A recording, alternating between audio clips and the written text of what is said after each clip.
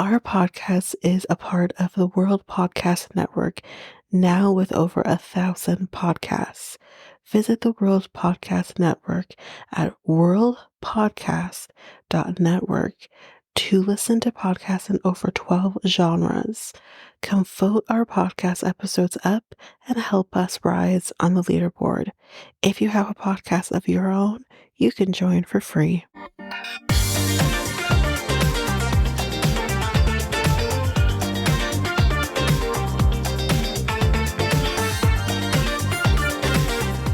Welcome to Reality Tea Times 2, the podcast where we discuss all the trash reality TV we love to hate. I am Tanika, and today we are going to be discussing The Other Way, episode 16. So I think we're almost caught up. I think we have only 2 episodes after this one, and then we'll be caught up on Toe. So let's get into it. Let's do some hot goss. They do have some hot goss in here, so let's do some of that. And most of this I actually haven't read prior, so we're gonna be discovering this one together. So this is Golden Bachelorette related, and this is what I was talking about before in the last episode with people being mean to Joan. So she's been receiving some mean messages.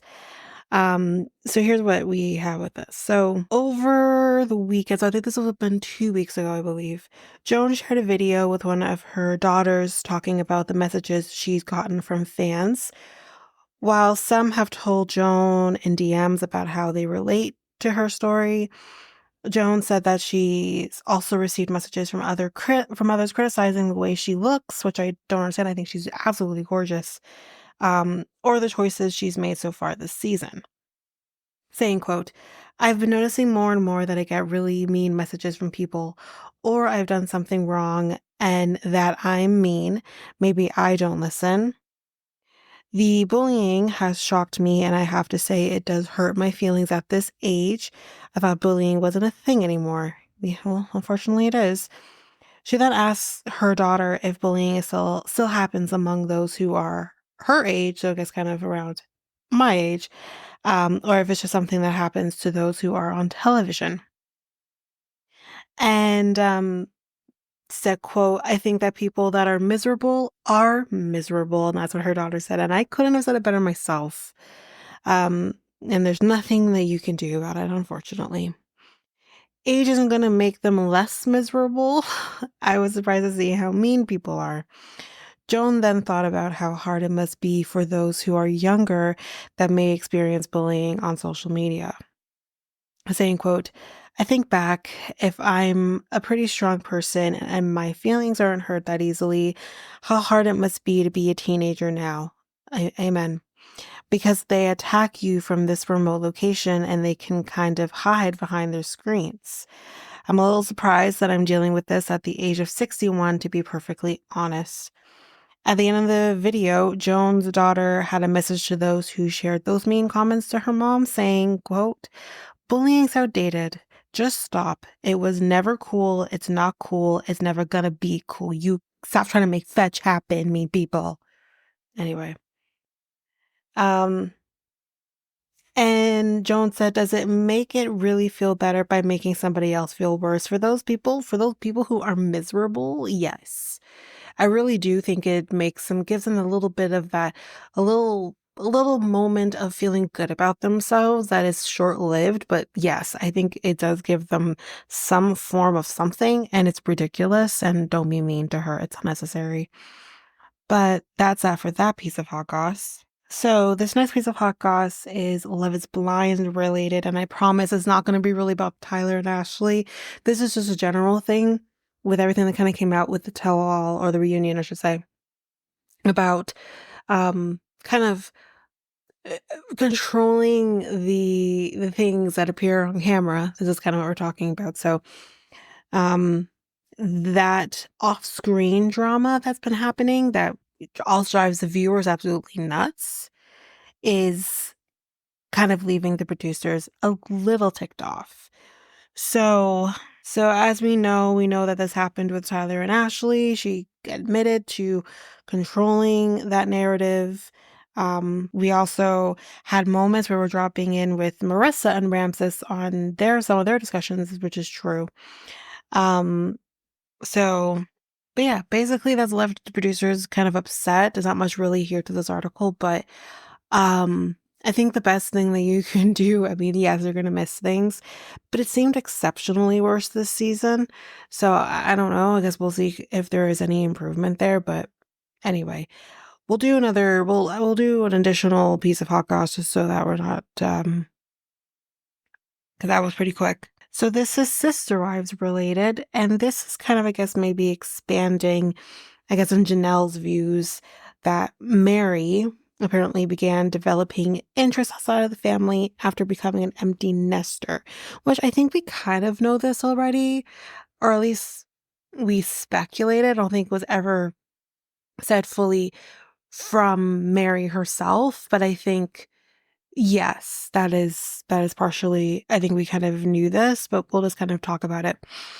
So Janelle opened up about the disconnect between her family and Mary.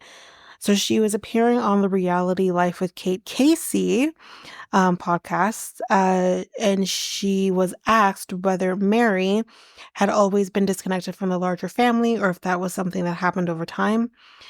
And she said, I mean, she and Robin were always pretty close, as we know. I do think when Leon left the house and she was an empty nester before we were, she started to develop a lot more interest outside of the family because, yeah, she had time, which is true. But I know she and Robin were always pretty close to a lot of things. Um, so I don't know if she was separate. I mean, she and Cody had been estranged for many, many years.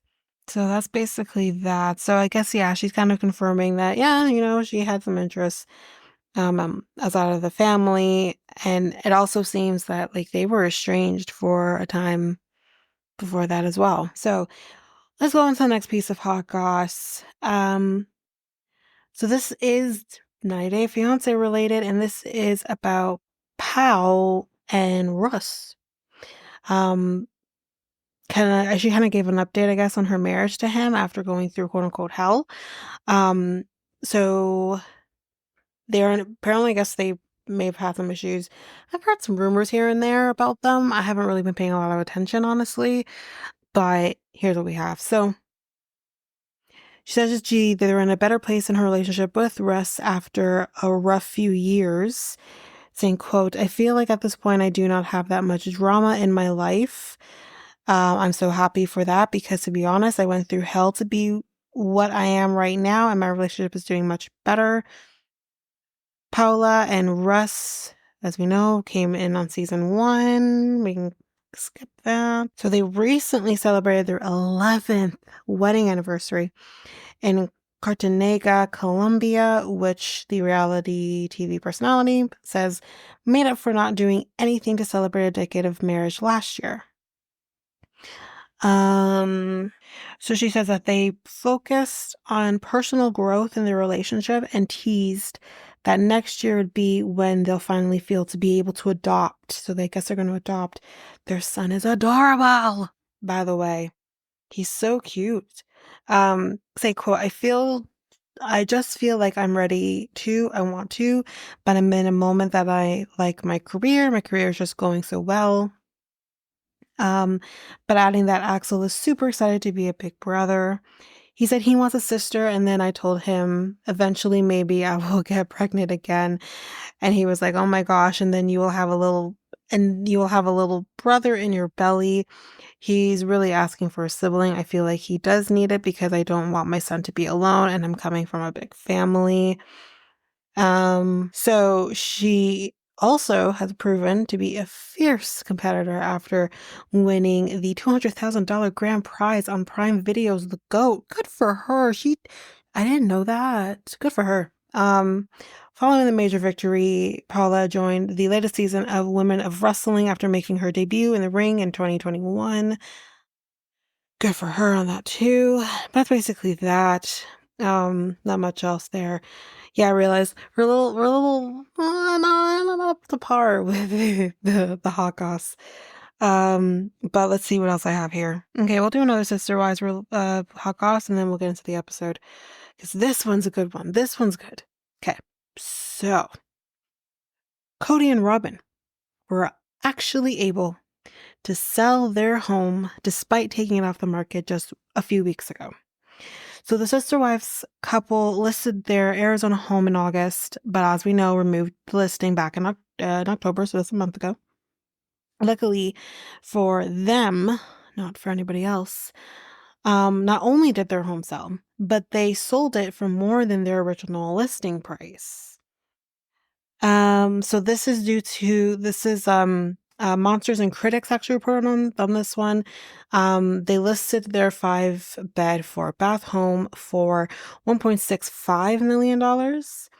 And according to Realtor.com, it has since been sold for $1.775 million. Wow. Wow. Um, we're not going to go through any of that, but listen, they're gonna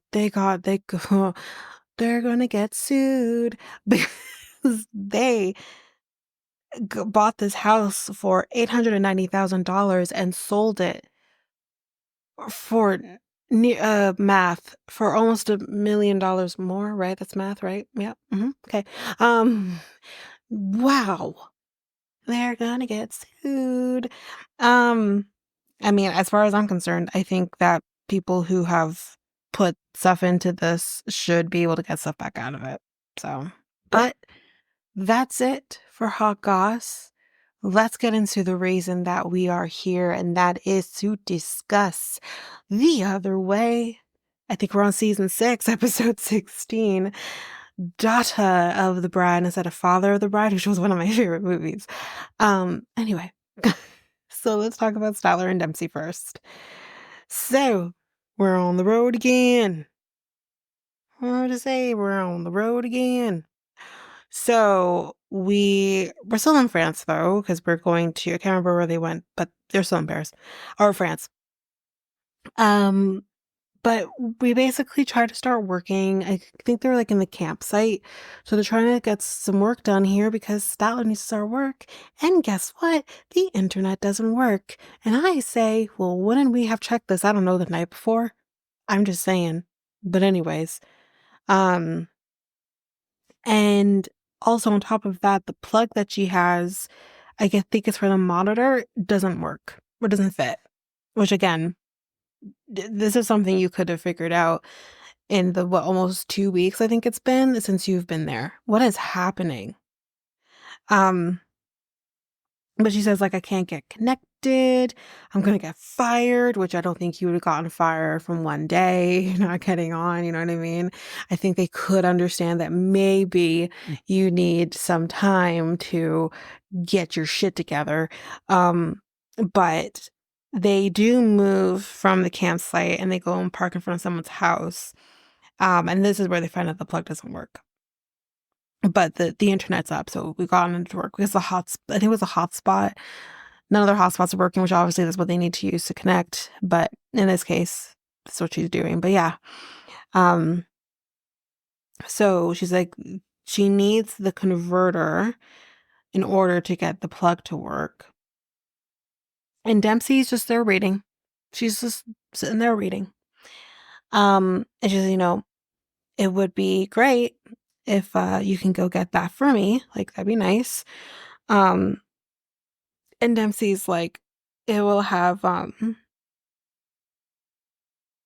have been great if she kind of, and I do agree with this, that she would have figured out all of this out before the day that she had to work, which I do agree with.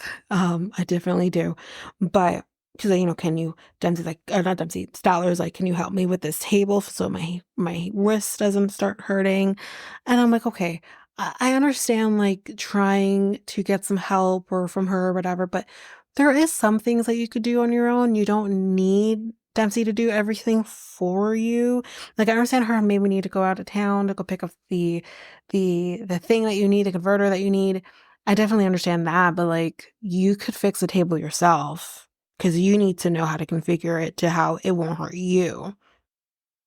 So Dempsey says, I just need a minute because she's, she maybe needs a little downtime too. That's not to say that Statler doesn't either, but just because someone isn't working, whatever, doesn't mean that you don't need the downtime. So she's like, I drove forever. She's like, I'll go get your adapter in like the next hour. So in the next scene, we see Dempsey's going out into town to get Statler's things. But you know what? We're in a rush. She got her internet. Okay, it's fine. I'm going to take some time for myself. Why do I need to rush back for? What's the point of that? So she ends up going um, on a little adventure, the little cart thingamajiggers. And she's going on a little adventure um, to just, get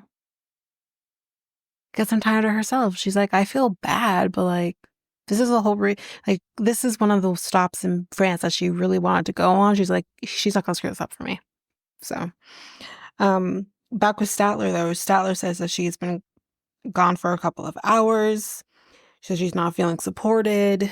And maybe not, maybe you're not being supported, but I mean, again, I think like their love languages and kind of what they need from each other is just, they're clashing. So, um, says she's feeling used, which who knows. Then we do see Dempsey coming back and the adapter fits. So we're happy. We're good to go. She starts cooking, nothing too fancy. And in this point, Statler kind of tells her, it's probably not going to be a lot of adventure for her because she needs to be working every single day, weekdays and weekends, for the next 30 days in order to make up for the advance. So they can only drive for basically like 2 hours, work, go to sleep.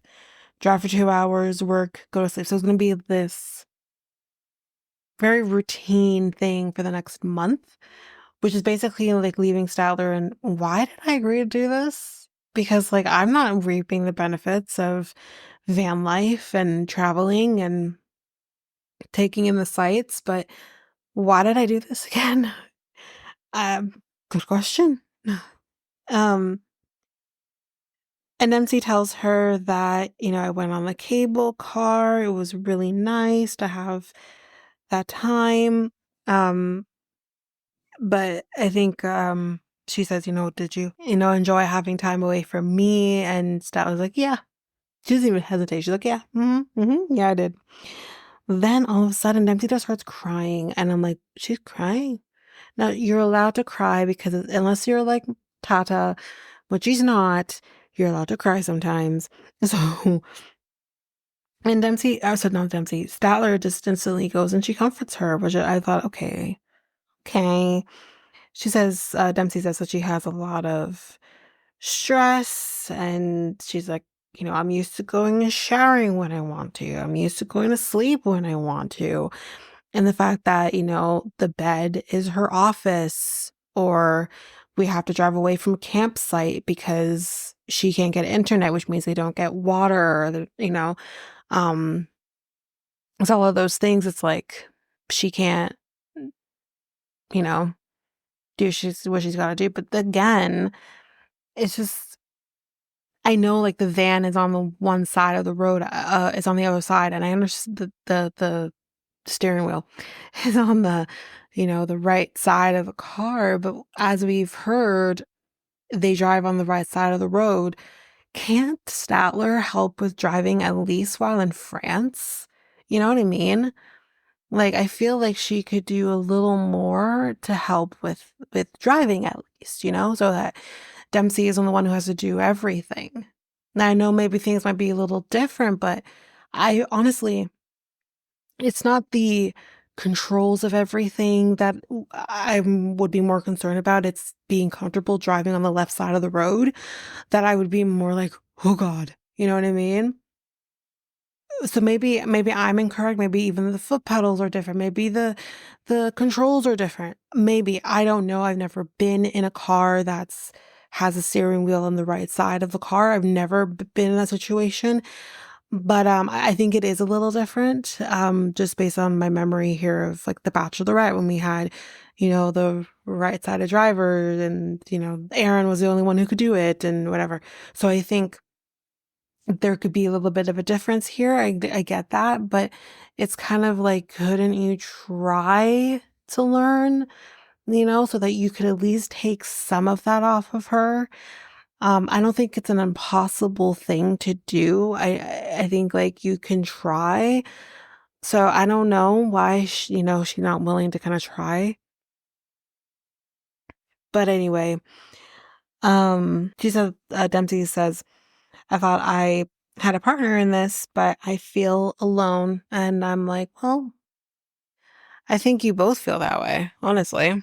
But that's basically it on them. Let's go on to the next. Let's talk James and Tatha. I was talking about them a second ago. Let's go back into that. So, um, actually, wait, not James and Tatha. Hold on. Okay. Yeah, let's do James and Tatha. So we are trying the food for the wedding. There's not a lot here to really discuss. They eat some chicken. It's Leghorn chicken, which apparently is like top tier chicken.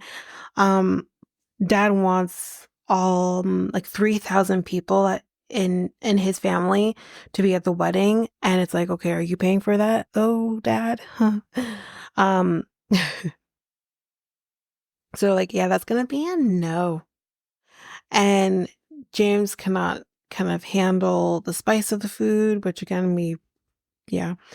But then we kind of take the opportunity to kind of start talking about the fact that he doesn't want to have any kids and, would they, well, right now anyway, so he says, would that be a problem for them kind of situation? They talk about it. We don't really have to rehash it really, but they talk about it. They say that they're okay with it as long as they're okay with what their timeline is, as long as it happens, of course, and it's kind of the gist of it, which again, we'll see, I guess. But that's not much else to really say here about them. I don't really have much else I want to rehash with that. But let's go over to Sarper and Shekinah. So she's still in surgery, but then we see she's done. She comes out, they roll her in, and he's like, "You know who I am?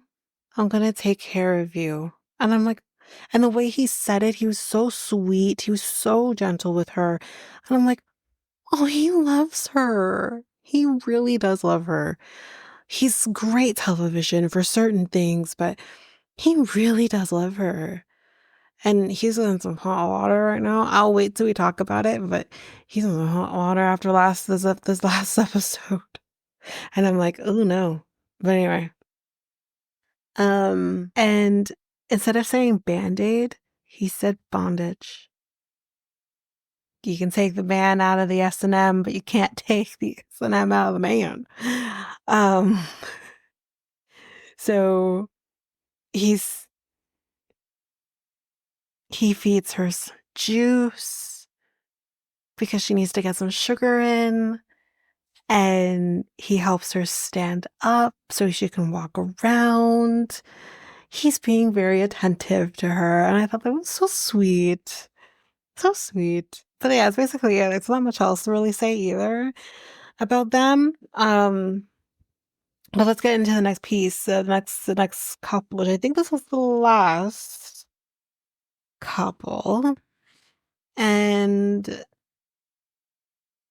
that is Josh and Lily. So Lily's daughter, Vivian, she's coming today. She's here today. And she doesn't like Josh. She's 27 years old and she's an actress and she lives in Beijing. And her daughter are very close, very close. And she has a cute little dog named Rolex. I like her. And she says that, you know. I think Vivian says that he could do more, provide more emotional support and or maybe do things around the house. Like he can actually like, I don't know, do something. Then she brings up this Vietnamese woman and I'm like, what? What Vietnamese woman? Who what? Who apparently passed away. More on that later. Then they find out that she actually wasn't dead. More on that later. They were actually together, and he put this, I guess, this picture of this Vietnamese woman on his WeChat profile. More on that later. And he would basically avoid answering questions about this whole thing. Him and Lily broke up for about 4 months. And then he kind of just slid back into her DMs, said, I missed you and let's make this work. And that's how we got to where we are. But Vivian definitely does not want to see him, and I don't blame her. Let's go to the next thing. We're having dinner together. Jared and Josh are going to be coming here too. So, this is the first time he's meeting Vivian. Let me say this again. This is the first time he's meeting his wife's daughter. Okay. And she's like, oh, so you like China? You like China? And he's like, yeah, I love it here. I think this is a great decision. He's like, oh, okay. Do you love China or do you love my mom? Is that why you're here? Like, what's the reason you're here? And Jared's like, good question. I mean, he's like, well, man, obviously, yeah, I'm here for your mom, but. So, yeah, he says, loves mom, blah, blah. So Vivian just got questions. Like about that Vietnamese woman. So he's like, so what had happened was being long distance with Lily, we'd have arguments, we wouldn't always get along, and there'd be breakups and stuff. He's like, I just wanted companionship, so I dated. And I guess he dated this Vietnamese woman. Um, but Vivian's like, but you lied. You said she was dead. And he's like, oh, she was dead to me? Oh my God. She's not actually dead, but she's dead to me. So that's what I meant. No, no, no. That's not what you said. You said she was dead because you wanted to cover your ass. And now you're going to say, oh, she's dead to me, which is like, then why would you put a picture up of her? That doesn't make any sense. You know what I mean? And I think he thinks these women are stupid, but it's like, okay, if you're like, fuck this bitch, I'm out, you wouldn't put a picture of her on your WeChat profile. You'd be like, I don't know who that person is. You know what I mean? Instead, you add a picture of this person who you were dating, and then you want to then turn around and be like, oh, but she died. So this is just like what, in memoriam on your WeChat profile? Get out of here. He's an idiot. And clearly, these really intelligent women didn't buy it. The only thing I have to say is, I don't think I could have married a man who just was like, oh, she's dead. Oh, I didn't mean actually dead, dead. I meant that she's just dead to me. Like, I'm like, wait, what? I would think he's a psychopath. I would think he's a psychopath, honestly. I would think there's something wrong with him. I think any man who's like, you're dead to me, and actually go to another person and say, yeah, that person's dead to me, there's something wrong. So, yes, he's like, yeah, so I meant she's dead to me. And she's like, oh, so you didn't lie, but you did lie, but you're claiming you didn't. And he's like, we weren't together when I said that. But then why would she have questioned why you have a picture of a woman who's now dead to you? Why would she have questioned that? You know what I mean? Because I feel like if you guys weren't together and she felt like you guys were not together, that you would she wouldn't have questioned it. She'd be like, okay, maybe he's with somebody, whatever, right? So why would she have questioned it? But on the other hand, if she did question it, and you're claiming you two weren't together, well, then why would you lie to her about it? Why not just tell her the truth? That's it. That's all you had to do. Because you got together, you owed nothing to her. It may not have changed the outcome. You know what I mean? So it's weird. I don't buy him, though. I don't think that they weren't together. I think they were together, and that was him covering his tracks. So yeah, he says they weren't together. She was dating other guys, and he says, he was obviously dating other people. Um, and Lily says, no, I wasn't talking to this person who we bleep out. We don't know who this person's name is, but they were saying his name. So she knows who he's talking about. And she says, I wasn't dating him anymore.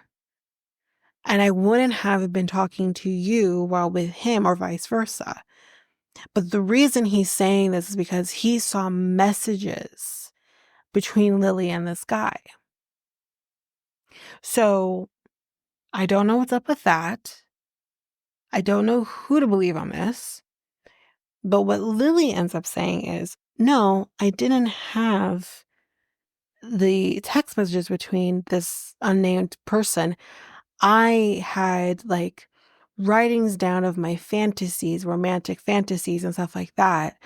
So what I'm maybe understanding here is either she kept some of these messages due to her romantic fantasies, which is an interesting choice. However, the other thing that maybe what Vivian was saying was that it's more of like a diary of things that she fantasizes on. So that could be more what's kind of going on here. So, but either way, like at the end of the day, she's claiming I'm not a cheater, none of those things. I wasn't talking to him or anything like that when I was with you. So I do believe her. Um, but then we take a real hard left. And Josh thinks it's an amazing idea to say to his wife in front of her daughter, you see, I told you your daughter was going to ruin our marriage or sabotage our marriage. And I was right.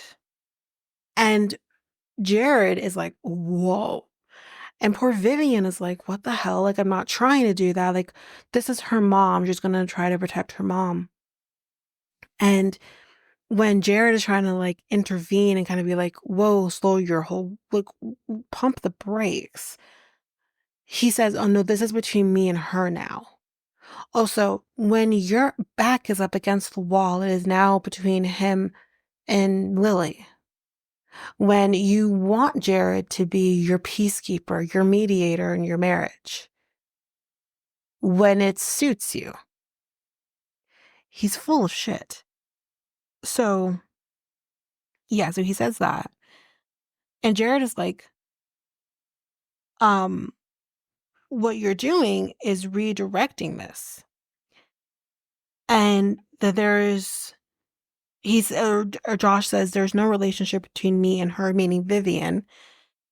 But there's a relationship between, I'm married to her mother, is what he says. And that's not true. When you are going into a relationship, yes, your marriage is your marriage. Your marriage is between you and her. But when you're going into a relationship with a woman with kids, or a child in this case, it's not just about you and her. It has to also be about her child to some degree. I know she's an adult. She lives on her own. You won't have to see her all the time. She lives in Beijing. But it's just like, but that's still a really important thing to her. Her child is important. So like, what are you saying? And she basically says, like, he just says, like, I don't care if she likes me. And Jared says, Josh, you could be a little more sensitive. You're only sensitive when it suits you. I added that last part, but anyway. And he says, so he says, sorry. He says, when someone says something that you don't like, this is how you basically act. And I think it's in true narcissistic ways. It's like when you realize that you're being told about yourself, you're just like, oh, this doesn't feel right. you know? And he says that, well, then you should accept that and whatever. And Jared's like, well, same to you. Or I think Jared said you should accept it. And then Josh said, well, same to you. And Jared comes back with, but you are the one who seems to have a problem with everyone at this table. And that's not how relationships work. And he says, or Josh says that this is between us. I don't care what they have to say, but you do, or you claim you do, when Jared is telling you the things you want to hear. You do if you think that Vivian is going to say the things you want to say. And again, I understand you wanting to protect your marriage, but at the same time, you clearly know she doesn't like you. And you clearly know her reasons are probably valid. Otherwise, you wouldn't have said it. Why would you jump to that conclusion about a person that you've never met in person? That she's just going to say, she's going to ruin our marriage, It's when you show your ass, you show your ass. But anyways, Lily basically wants to think about everything about the wedding. Should we or shouldn't we cancel it? I did appreciate though in this moment, she's like, I know we're married, but like, maybe we shouldn't do this because like, I'm not gonna pretend to be happy, you know? But she says that she's very pissed. I love to see it. Think she should be. And she's like, I always forgive you, but this time I won't. Or I don't. I can't remember if she's out there exactly. But that is it for this episode. That is it for the other way for this episode. So the next thing we can expect to do, I'm gonna finish up the toes and then we'll slip back into Golden Bachelorette so we do the catch up, because I think we're on the last episode coming up next week. So that will be the main focus again, since that's one's finishing up, and then we'll have that'll be one showdown. We'll be done. So I will be deciding how I'm gonna be handling with Christmas coming up and everything like that. Last year I took, I think, about 3 weeks or so off. I kind of want to figure this out, but we're going to be figuring out how that's going to look for the podcast. So we'll be figuring that out. We will have some sort of announcement for you guys next week. So stay tuned for that. So that's what we're going to be doing. That's what we can be expecting. But that is it for this episode. So if you like what you heard, please rate, review the podcast on either Apple Podcasts or Spotify. Also, don't forget that you can also share us with everyone in your life if you really love this. And I do want to read those reviews. I'm definitely getting 5-star ratings, but I want to read those reviews. So send me those reviews and I will read those 4 and 5-star reviews on the podcast. Also, we're on every one of your favorite podcast apps. Every one of them, including you can find us on YouTube at Reality Tea Times2. If you want to connect with us, you can do so by going to either Facebook or Instagram at Reality Tea Times2. You can also find us on Twitter, TikTok, Reddit at Reality Tea Times2 Pod. We also have our email, which is at realityteatimes2 at hotmail.com. Definitely want to hear from you guys. And we also have our new website where you can listen to all of these episodes. You can review the podcast on there as well. You can connect with me in any way, all the stuff. It's all there, and you can find me there at www.realityteatimes2, all spelled out, .podpage.io. It's there. And don't forget, I also have my other podcast with my friend Mikkel, Next Take Podcast, where we talk about all kinds of different topics. But you can find us on any of your favorite podcast apps over there as well. Or you can also go to YouTube and you go to Next Take Podcast, as well as our website, which is solo.to/Next Take Podcast. So yeah, there's that, and that's basically that.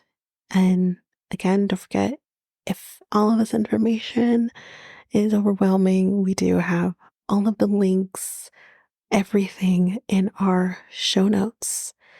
But that is it for now, guys. Thanks. Bye.